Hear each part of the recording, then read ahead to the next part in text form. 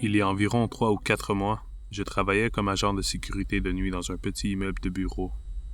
C'était juste un boulot étudiant, quelques nuits par semaine pour payer les factures. Vous savez comment c'est quand on arrive à la fac. On prend un peu n'importe quel petit boulot pour essayer d'avoir un minimum d'argent qui rentre. L'immeuble n'était pas très grand, seulement quelques étages, mais il était un peu particulier. Une moitié était encore occupée par quelques entreprises, mais l'autre moitié était presque entièrement vide. Apparemment, plusieurs sociétés avaient quitté les lieux au fil des années et personne n'avait vraiment repris les bureaux. Du coup, la nuit, l'endroit était incroyablement calme. Mon travail consistait surtout à faire des rondes tous les heures, vérifier que toutes les portes étaient fermées et surveiller les caméras depuis une petite salle de surveillance au rez-de-chaussée. Honnêtement, la plupart des nuits étaient ennuyeuses. Mais il y avait une chose que je remarquais de temps en temps. Dans un couloir du côté presque abandonné du bâtiment, il y avait une petite porte qui menait à une salle informatique. Une pièce à peine assez grande pour qu'une personne puisse rentrer. D'après la maintenance, cette porte devait toujours rester fermée. Pourtant, pendant mes rondes, je la trouvais parfois légèrement ouverte. Pas complètement ouverte, à peine un petit peu. Au début, je pensais que quelqu'un l'avait simplement mal fermée dans la journée, ou qu'un courant d'air l'avait fait bouger. Donc je la refermais et je continuais ma ronde. Avec le recul, il y avait aussi d'autres petites choses un peu étranges que je remarquais parfois. Certaines dalles du plafond semblaient légèrement déplacées dans certains couloirs, et il m'arrivait d'entendre des très légers bruits au-dessus du plafond pendant la nuit. Mais encore une fois, vieux bâtiment. Les structures travaillent, les tuyaux font du bruit. Puis une nuit, vers 2h30 du matin, j'étais assis dans la salle de surveillance en train de jouer sur mon téléphone, et j'ai entendu un bruit. Un petit clic métallique, très léger mais assez distinct. Alors je me suis levé pour faire ma ronde. Honnêtement, je pensais simplement que la porte était ouverte encore une fois, et j'irais la fermer. Le bâtiment était complètement silencieux. J'allumais les lumières en avançant dans les couloirs, comme je faisais à chaque ronde. Moi, l'écho de mes pas, et le bruit des lumières de bureau typiques. Ces rondes, c'était surtout pour passer le temps. Elles me semblaient presque inutiles, mais encore une fois, c'était un moyen de me dégourdir les jambes et d'oublier l'ennui. Quand je suis arrivé, la porte était effectivement ouverte. Encore. Je me suis arrêté une seconde devant la porte, puis j'ai éclairé l'intérieur avec ma lampe. Comme d'habitude, la pièce était vide. Je l'ai refermée, puis j'ai continué ma ronde dans le reste du bâtiment. Rien d'anormal. Une dizaine de minutes plus tard, je suis retourné dans la salle de surveillance. Et là, j'ai eu envie de vérifier les caméras pour voir si l'ouverture de la porte avait été filmée. Je m'ennuyais tellement qu'une petite enquête comme celle-ci m'a tout de suite excité. J'ai remonté les enregistrements jusqu'à quelques minutes avant que j'entende le bruit. Je regardais d'abord la caméra du couloir avec la porte. En fin de compte, la caméra de ce couloir était pratiquement inutile. La qualité était épouvantable et surtout fixée vers le sol. Comme je ne voyais rien dans ce couloir, j'ai commencé à vérifier les autres caméras au hasard. Et j'ai fini par ouvrir celle de la salle de surveillance. Et ce que j'ai vu m'a complètement glacé. Sur l'écran, on voyait la pièce, ma chaise vide, les écrans allumés, puis quelques secondes plus tard, quelqu'un est rentré dans la pièce. Un homme très mince, avec un hoodie sombre et des vêtements sales. Je me souviens que mon cerveau a mis quelques secondes à comprendre ce que je regardais. L'homme s'est approché de mon bureau, et il s'est assis dans ma chaise. Il s'est penché vers les écrans, et là j'ai réalisé ce qu'il faisait. Il regardait les caméras. Il regardait exactement les couloirs où j'étais quelques minutes plus tôt, comme s'il suivait mes déplacements. À ce moment-là, j'ai senti mon estomac tomber. Mon cœur battait tellement fort que j'avais l'impression de l'entendre. Mes mains ont commencé à trembler et pendant une seconde, j'ai vraiment eu l'impression que j'allais perdre connaissance, parce que la réalité venait de me frapper d'un coup. Et en continuant de regarder l'enregistrement, je l'ai vu rester là pendant presque une minute, complètement concentré sur les écrans. Puis à un moment, il s'est figé. Il a légèrement levé la tête, comme s'il venait d'entendre quelque chose. probablement mes mouvements. Puis il a tourné la tête. Et ensuite, il s'est levé et il est sorti de la pièce. Le rodatage de la caméra montrait qu'il était parti moins de 30 secondes avant que je revienne m'asseoir dans cette chaise. J'étais tellement terrifié et sous le choc que je ne pouvais absolument rien faire. J'étais littéralement pétrifié de peur. Je n'avais aucune idée de l'endroit où se trouvait ce monsieur, ni de ses intentions. Et j'ai commencé à me demander comment que je ne l'avais pas entendu. Dans cet immeuble, c'est littéralement le silence total. Je veux dire tellement silencieux que ça résonne dans les oreilles. J'ai fini par appeler la police. Je me souviens que mes mains tremblaient tellement que j'ai failli laisser tomber mon téléphone en composant le numéro. L'opérateur m'a répondu assez rapidement, mais j'avais du mal à parler normalement. J'essayais seulement d'expliquer ce que je venais de voir. Il m'a demandé de rester en ligne, de ne surtout pas bouger, de m'enfermer si c'était possible. Alors, j'ai verrouillé la porte de la salle de surveillance et je me suis assis, sans quitter les écrans des yeux. Chaque petit bruit me faisait sursauter, le moindre craquement, le moindre souffle dans la ventilation. J'avais cette sensation horrible, qu'il pouvait encore être dans le bâtiment, quelque part, peut-être même en train de me regarder. Les 10 minutes avant l'arrivée de la police m'ont paru interminables. Je regardais constamment les caméras, en essayant de repérer le moindre mouvement, mais il n'y avait rien, juste ces couloirs vides, silencieux. Puis finalement, j'ai vu les lumières bleues à travers une des caméras extérieures, et j'ai senti un soulagement immédiat, mais très bref. Parce qu'au fond de moi, je savais que s'il avait réussi à se déplacer sans être vu jusqu'à là, il pouvait très bien être encore là. Ou pire, qu'il était déjà disparu. Les policiers sont entrés dans le bâtiment rapidement. 2 sont restés avec moi dans la salle pendant que les autres commençaient à fouiller les étages. Je leur ai montré l'enregistrement. Ils l'ont regardé plusieurs fois, en silence. Je voyais à leur réaction que ce n'était pas quelque chose de banal. Puis ils sont partis fouiller le bâtiment. Et là, l'attente a recommencé. Je suis resté assis avec un policier, sans parler. On entendait parfois des bruits de pas à la radio, des portes qui s'ouvraient, des instructions. Mais pendant plusieurs longues minutes, rien, aucune trace. Et plus le temps passait, plus une idée commençait à s'installer dans ma tête, qu'il n'était plus là, qu'il avait peut-être réussi à partir. Et honnêtement, c'était presque pire, parce que ça voulait dire qu'il pouvait être n'importe où. Puis finalement, un message est passé à la radio. Un des agents avait trouvé quelque chose, dans une pièce du côté abandonnée. Ils m'ont demandé de rester sur place, mais je pouvais entendre leur ton changer. Plus sérieux, plus tendu. Quelques minutes plus tard, le policier à côté de moi a reçu l'ordre de m'emmener voir. On a traversé les couloirs ensemble. On est arrivé dans une pièce presque vide, et un des policiers montrait le plafond. Une dalle était légèrement déplacée, à peine. Quelque chose que je n'aurais probablement jamais remarqué seul. Ils l'ont retiré, et c'est là que tout a pris un sens. Il y avait un espace au-dessus, pas énorme, mais largement suffisant pour qu'une personne puisse s'y déplacer. Ils ont utilisé une lampe pour éclairer l'intérieur, et en avançant un peu, ils ont découvert quelque chose, un petit espace improvisé, une couverture, des bouteilles d'eau, des emballages de nourriture, comme un campement. Mais le pire, c'est quand ils ont commencé à vérifier les autres dalles. Dans plusieurs endroits du bâtiment, il y avait des minuscules trous, presque invisibles, à peine assez grands pour qu'un œil puisse regarder à travers. Un au-dessus de la salle de pause, un autre au-dessus des couloirs des toilettes, et quand ils ont ouvert la dalle juste au-dessus de la salle de surveillance, j'ai senti un frisson me traverser tout le corps, et il y en avait un là aussi, directement au-dessus de l'endroit où je passais mes nuits. Les policiers m'ont expliqué qu'ils se déplaçaient probablement en marchant sur les structures métalliques pour ne pas passer à travers les dalles. Tous les petits détails ont commencé à s'assembler, les bruits au plafond, les dalles déplacées, et surtout, cette porte, la petite salle informatique. Ils ont fini par comprendre que c'était le seul accès vers le plafond, une trappe, bien cachée dans cette pièce. C'est par là qu'ils montaient et qu'ils redescendaient, ce qui voulait dire que pendant tout ce temps, il n'était pas juste passé une fois, il utilisait cet endroit régulièrement. Il y avait un angle mort parfait entre ces pièces et les caméras, un endroit où il pouvait entrer et sortir sans jamais être vu.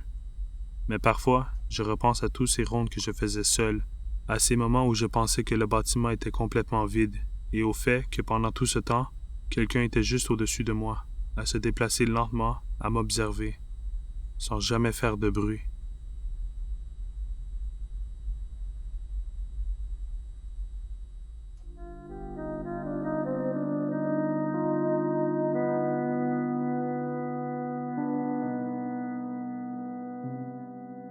Quand j'avais une vingtaine d'années, dans les années 70, je travaillais de nuit. Je faisais des horaires assez fixes, minuit à 8 heures du matin, dans un petit entrepôt, rien de très compliqué. Mais ça voulait dire que mon rythme était complètement inversé. Pour moi, le matin c'était vers 10 heures le soir. C'est à ce moment-là que je me réveillais, que je mangeais mon déjeuner et que je me préparais pour aller travailler. Je vivais seul dans un petit studio en sous-sol, dans un vieux immeuble. Une seule pièce, un coin cuisine, une salle de bain. C'était assez étroit, mais ça me suffisait. C'était toujours la même routine. Je me réveillais le soir, je mangeais rapidement et je partais travailler. Et pendant longtemps, tout était complètement normal. Jusqu'à un soir en particulier. Je venais de me lever, encore un peu fatigué, et j'étais en train de préparer à manger avant de partir travailler. Et c'est là que j'ai remarqué quelque chose sur la table. Un petit bout de papier. Je ne l'avais pas vu en me levant. Il était posé au milieu, comme si je l'avais laissé par exprès. Je me suis approché, encore un peu dans le brouillard, et je l'ai pris. Il y avait écrit « Acheter du lait ». Je suis resté quelques secondes à regarder le mot. C'était mon écriture, immédiatement. Je n'ai même pas envisagé que ça puisse être quelqu'un d'autre. Mais en même temps, je n'avais jamais eu l'habitude d'écrire des notes comme ça. Et surtout, j'avais déjà du lait. Sur le moment, je me suis juste dit que j'avais dû écrire ça la veille sans m'en souvenir. Peut-être en rentrant du travail, fatigué. Ça ne m'a pas plus dérangé que ça. Je l'ai laissé sur la table et je suis parti travailler. Le soir suivant, enfin pour moi, le matin, il y en avait une autre. Cette fois, le papier était posé près de la porte, comme si je ne pouvais pas le rater en sortant. Je l'ai pris. Mange ce matin.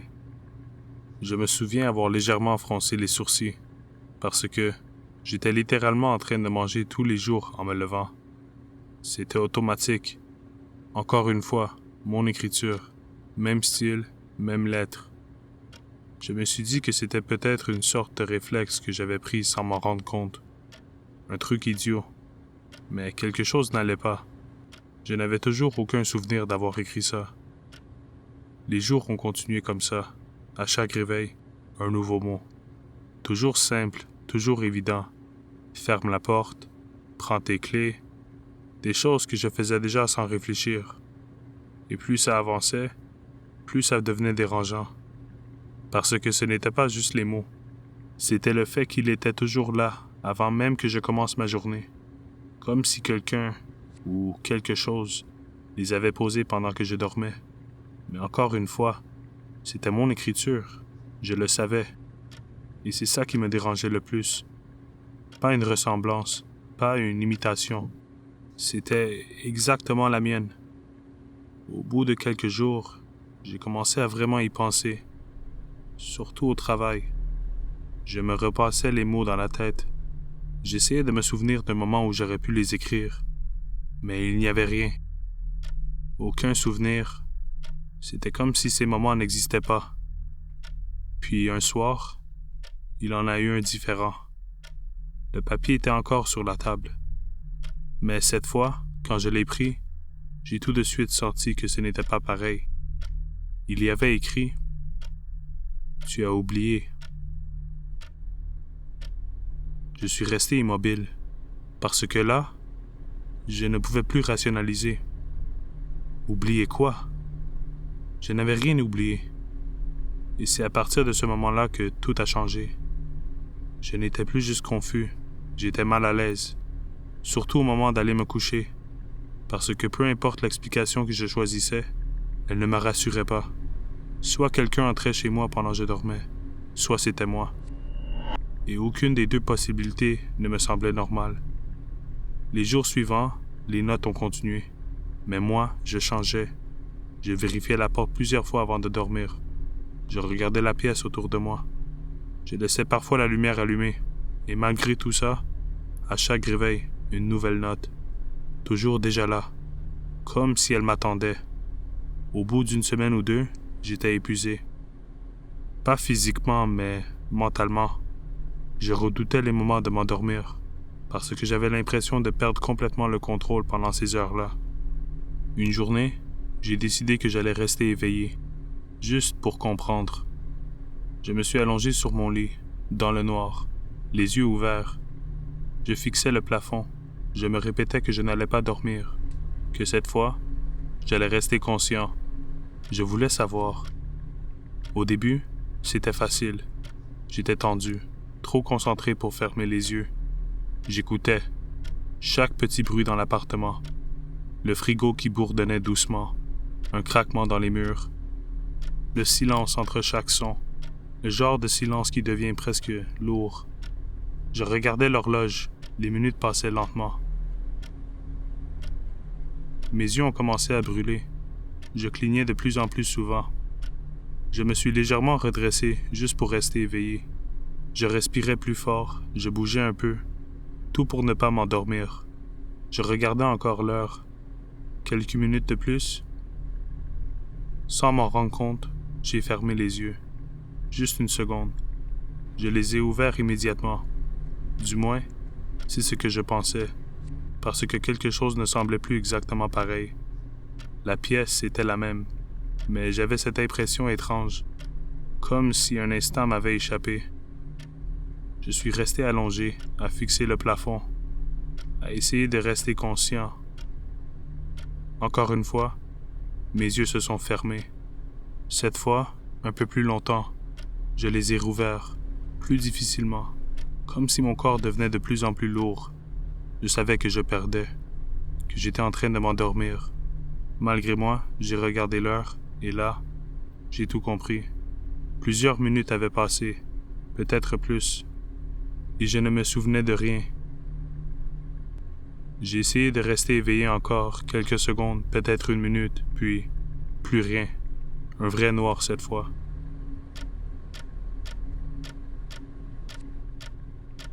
Quand j'ai rouvert les yeux, comme d'habitude, dans mon lit, silence complet.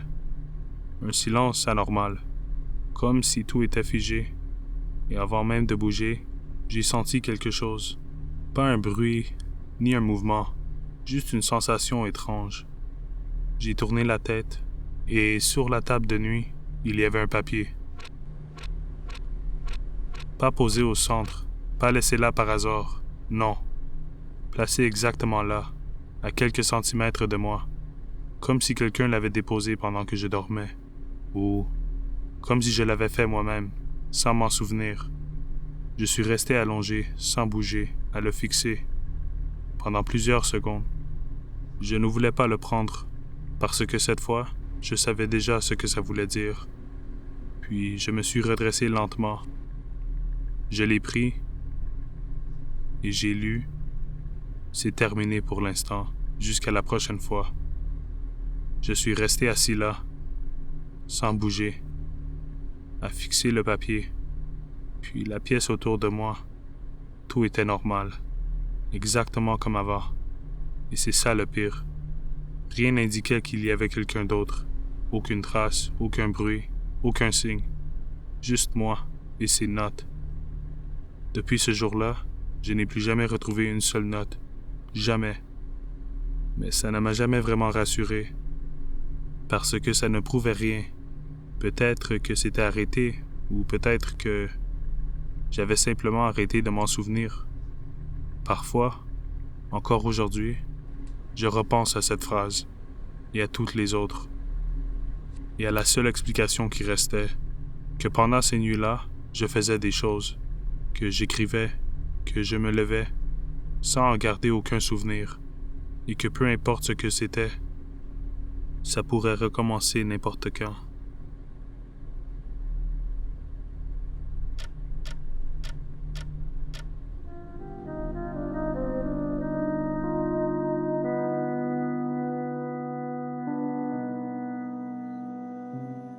Il y a quelques années, je vivais seul dans un petit appartement au rez-de-chaussée.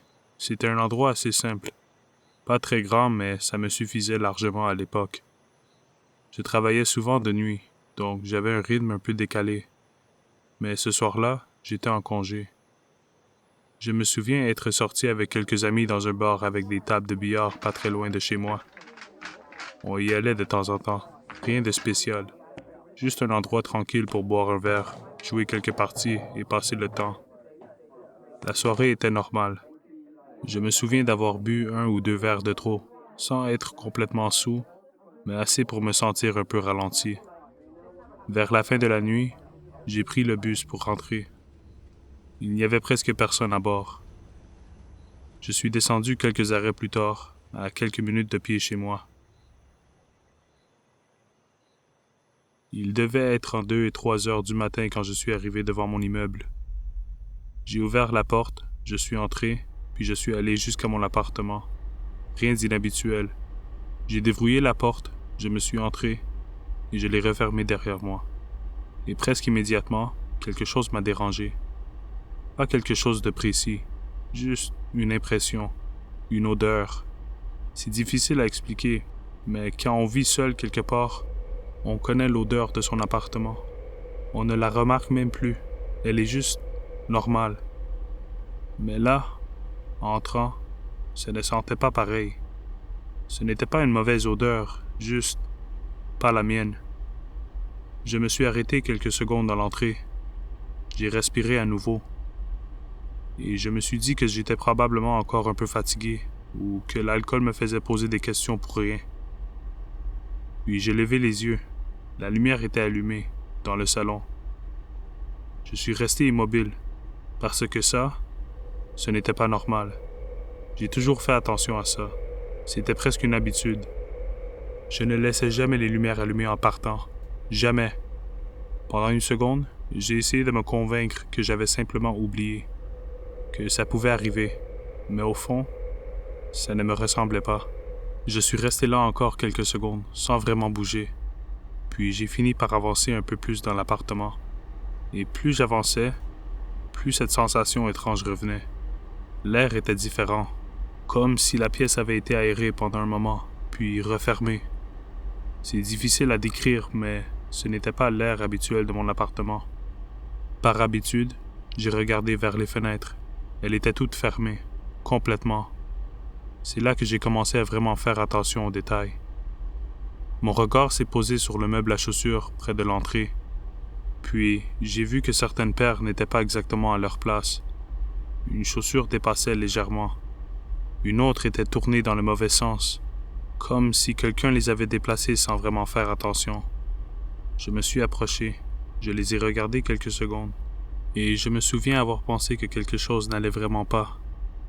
Je me suis dirigé vers la salle de bain. Je ne saurais même pas dire pourquoi. Peut-être parce que c'était la pièce la plus proche, ou peut-être parce qu'une partie de moi voulait vérifier quelque chose. Je me suis arrêté devant la porte, quelques secondes, sans bouger, la main sur la poignée. Je me souviens avoir hésité, pas longtemps, mais assez pour m'en rendre compte. Je n'étais pas sûr de vouloir l'ouvrir, mais j'ai tourné la poignée, très lentement, et j'ai entrouvert la porte, juste assez pour regarder à l'intérieur. Et immédiatement, je l'ai senti, l'humidité, l'air était chaud. Pas comme d'habitude, comme quand quelqu'un vient de prendre une douche. Je suis resté sur le seuil, sans entrer complètement, à écouter. Pas un son, juste cette sensation que la pièce n'était pas vide depuis longtemps. Le rideau de douche était tiré, légèrement collé aux parois. Je l'ai fixé quelques secondes. Je m'attendais presque à ce qu'il bouge, ou à voir un ombre derrière, mais rien. Alors je me suis approché, très lentement. Je ne faisais presque pas de bruit. Et j'ai tendu la main, j'ai touché le rideau, et il était mouillé. Pas juste humide, vraiment mouillé. Froid à certains endroits, encore tiède à d'autres. Comme si l'eau venait à peine de s'arrêter. Je suis resté immobile, la main encore posée dessus. C'est là que j'ai senti que quelque chose changeait. Ce n'était plus une impression, ce n'était plus un doute. Quelqu'un avait été là, très récemment. Peut-être même encore dans l'appartement. Je me suis tourné lentement vers le lavabo, et c'est là que je l'ai vu. Ma brosse à dents, posée sur le côté, pas sur son support.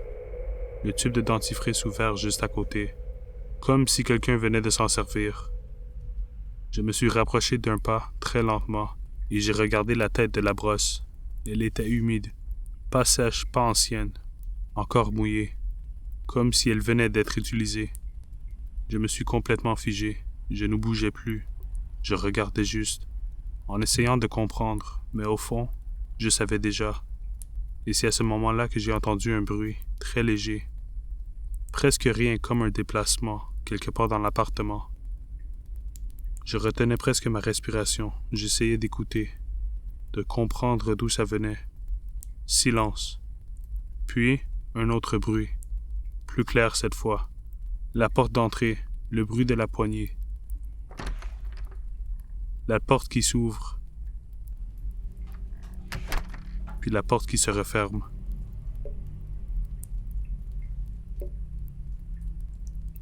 Je suis resté là, sans bouger. Mon cœur battait beaucoup trop fort, tellement fort que j'avais l'impression que ça faisait du bruit. J'avais chaud, la tête qui tournait. Je me suis appuyé contre le mur, comme si mes jambes n'étaient plus capables de me tenir. Et presque immédiatement, j'ai eu envie de vomir. Mais il y avait une chose que je n'arrivais pas à déterminer, et c'était ça le pire. S'il y avait quelqu'un dans cet appartement, est-ce qu'il venait de partir ou est-ce qu'il venait d'entrer? Je n'avais aucun moyen de le savoir. Je suis resté là, sans bouger, à écouter, à attendre. Et c'est là que j'ai compris une chose. Je ne pouvais pas rester là. Peu importe si la personne était partie ou encore dans l'appartement. J'ai essayé de me calmer, de respirer lentement, comme si tout était normal, comme si je n'étais pas en train de paniquer.